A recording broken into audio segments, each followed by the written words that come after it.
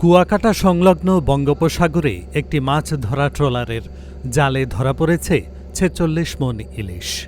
দীর্ঘদিন পর বিপুল পরিমাণ ইলিশ পাওয়ায় জেলেদের মধ্যে আনন্দের সঞ্চার হয়েছে। গত ৬ আগস্ট পায়রা সমুদ্র বন্দরের শেষ বয়া সংলগ্ন গভীর সাগরে এফবি জুনাইদ ট্রলারে আলমগীর মাঝির জালে প্রায় ২,২০০ পিস ইলিশ ধরা পড়ে। ট্রলারটি মহিপুর মৎস্য বন্দরে পৌঁছালে মনোয়ারা ফিশ আড়তে নিলামে মাছগুলো বিক্রি করা হয়। ১ কেজি বা তার বেশি ওজনের ২৪ মণ ইলিশ প্রতি মণ ১,১৫,০০০ টাকা দরে ২৭,৬০,০০০ টাকায় এবং ৮০০ থেকে ৯০০ গ্রাম ওজনের ২২ মণ ইলিশ প্রতি মণ ৯৫,০০০ টাকা দরে ২০,৯০,০০০ টাকায় বিক্রি হয়।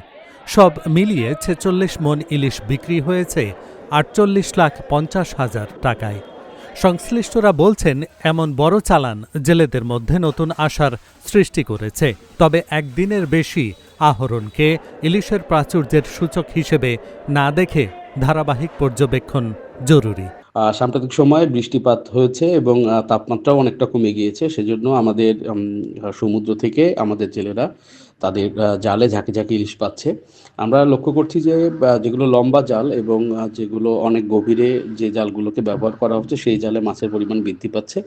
তো আমরা আশা করছি যে আমাদের জেলেরা যদি লম্বা জালে সমুদ্রে যায় এবং মাছ ধরার চেষ্টা করে, অবশ্যই তারা মাছ পাবে এবং তাদের অর্থনৈতিক যে সমস্যাগুলো আছে সেগুলো দূর হয়ে যাবে।